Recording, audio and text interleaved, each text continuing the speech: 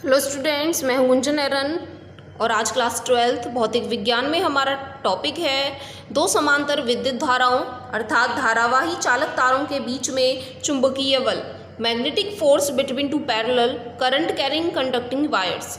तो यहाँ हमने माना दो लंबे समांतर व सीधे चालक तार AB व CD निर्वात अथवा वायु में पास पास कागज के तल में रखे हैं। यहाँ एक AB तार और एक CD तार प्रदर्शित किया गया है। साथ ही यहाँ दो स्थितियाँ ली गई हैं। एक बार जब दोनों ही चालक तारों में एक ही दिशा में वैद्युत धारा प्रवाहित हो रही है और दूसरी स्थिति में एक चालक तार में धारा की दिशा दूसरे के विपरीत ली गई है, जिनमें क्रमशः I1 व I2 एम्पीयर की धाराएं प्रवाहित हो रही हैं और तारों के बीच की दूरी को R मीटर से प्रदर्शित किया गया है। यदि हम बायो-सैवर्ट के नियम के अनुसार पढ़ें तो AB चालक तार में I1 धारा प्रवाहित हो रही है। इससे R मीटर की दूरी पर स्थित किसी बिंदु पर यदि हमें चुंबकीय क्षेत्र की गणना करके बतानी है तो इस चालक तार के कारण चुंबकीय क्षेत्र का मान B1 का मान बराबर होता है बायो-सैवर्ट नियम के अनुसार μ0/4 पाई IBL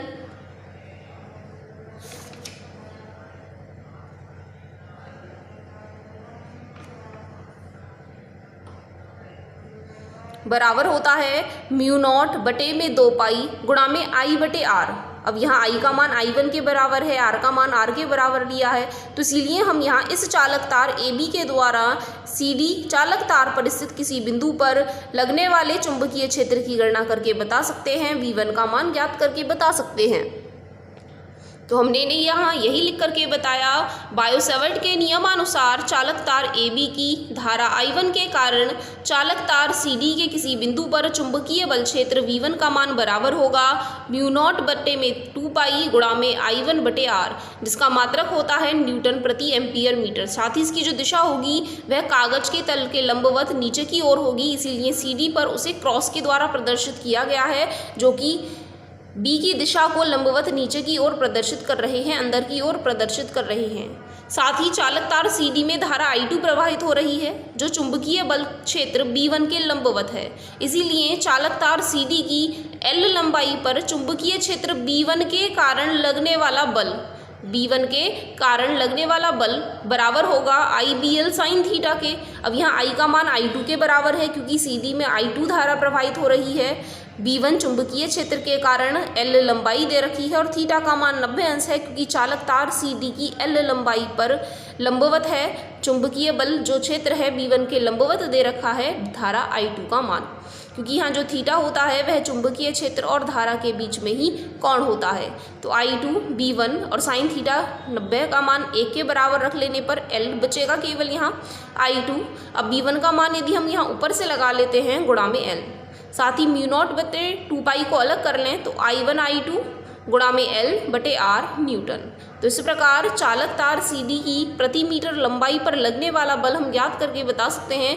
यदि हम L का पक्षांतर F के नीचे कर लेते हैं तो यहाँ हमें पता चल जाएगा बल लगने वाला बल प्रति मीटर लंबाई पर 1 मीटर लंबाई पर कितना बल लग रहा है। F/L का मान बराबर होगा μ0/2 पाई गुणा में I1 I2/R न्यूटन प्रति मीटर। तो ये फॉर्मूला आप लर्न कर लेंगे।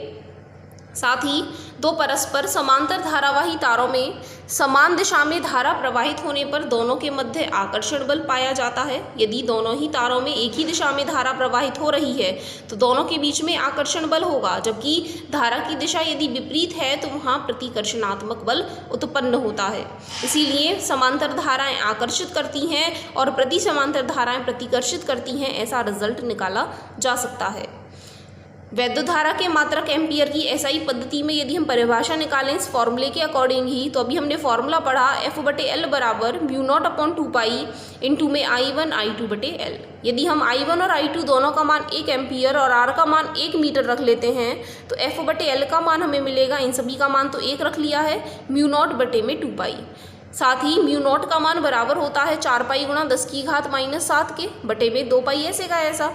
हल कर लेने पर हमें मान मिलेगा 2 गुणा 10⁻⁷ न्यूटन प्रति मीटर। तो इस तरीके से हम यहाँ डेफिनेशन निकाल सकते हैं। 1 एम्पीयर विद्युत धारा वह धारा है जो निर्वात में परस्पर 1 मीटर लंबवत दूरी पर स्थित दो सीधे व लंबे समांतर धारावाही चालक तारों में प्रवाहित होने पर प्रत्येक तार पर एकांक लंबाई में 2 × 10⁻⁷ न्यूटन का बल लगाती है। 1 एम्पियर वैद्युत धारा जब प्रवाहित होगी जबकि हम दो परस्पर सीधे व लंबे समांतर धारावाही चालक तारों में जो कि 1 मीटर की दूरी पर स्थित हैं वहाँ वह 2 × 10⁻⁷ न्यूटन का बल आरोपित करते हैं प्रति एकांक लंबाई के लिए। इसी के साथ आपकी एनसीईआरटी टेक्स्ट बुक में पेज नंबर 156 पर उदाहरण नंबर 10 दिया गया है, उसे भी आज आप पढ़ लेंगे। इसी के साथ हमारा नेक्स्ट टॉपिक है इसी में, एक समान चुंबकीय क्षेत्र में आयताकार वैद्युत धारा पास या कुंडली पर बल और बल आघूर्ण का मान क्या होता है। Torque and torque, force and torque on A rectangular current carrying loop in an uniform magnetic field. एक ये मैग्नेटिक फील्ड दिखाया गया है जो कि लिया गया है कि यह एक समान है। यहाँ इसके अंदर एक आयताकार वैद्युत पाश रख दिया गया है, एक आयताकार कुंडली को रख दिया गया है। इस पर हमें बल और बल आघूर्ण की गणना करके बतानी है। तो सबसे पहले हम बल पढ़ेंगे। कुंडली के किसी एक धारावाही तार पर आरोपित चुंबकीय बल के लिए हम फॉर्मूला पढ़ चुके हैं। यदि एक समान वैद्युत क्षेत्र में कोई चालक तार रखा गया है तो उस पर लगने वाला चुंबकीय बल F बराबर होता है BIL sin theta into n cap, जहाँ n कैप प्रदर्शित कर रहे होते हैं बल की दिशा को, एकांक सदिश प्रदर्शित कर रहे होते हैं बल की दिशा में।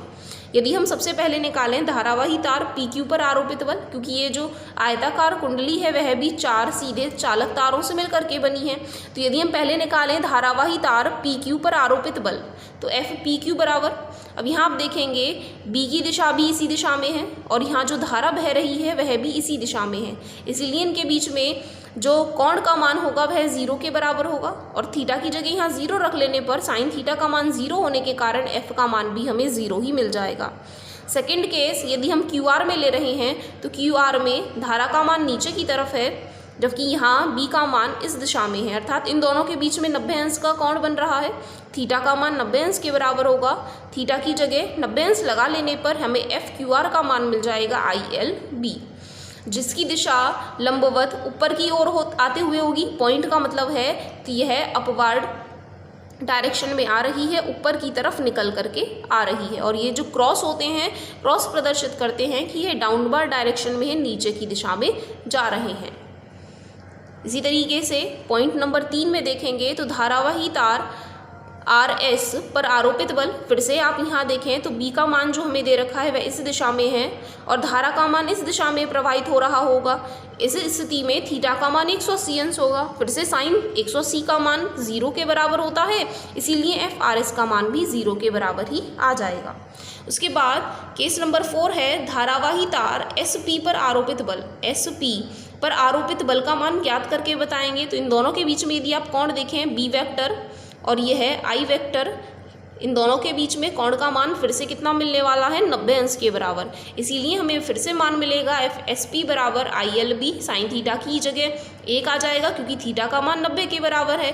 फिर से इसकी जो दिशा होगी, अब क्योंकि जो चालक तार है उसमें वैद्युत धारा ऊपर की तरफ प्रवाहित हो रही है, इसीलिए यहाँ चुंबकीय क्षेत्र की जो दिशा होगी वह इस कागज के तल के लंबवत और अंदर की ओर होगी।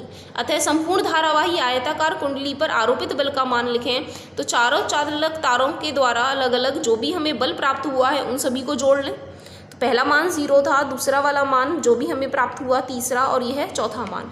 लेकिन आप यहाँ देखेंगे ये जो चुंबकीय बल है इसके लिए जो दिशा का मान था वह लंबवत ऊपर की तरफ था और यह लंबवत कागज के तल के नीचे की ओर था, अर्थात दोनों की दिशा जो थी वह एक दूसरे के विपरीत थी। यदि हम एक दिशा को पॉजिटिव से प्रदर्शित कर लें तो दूसरी को हमें नेगेटिव से प्रदर्शित करना पड़ेगा।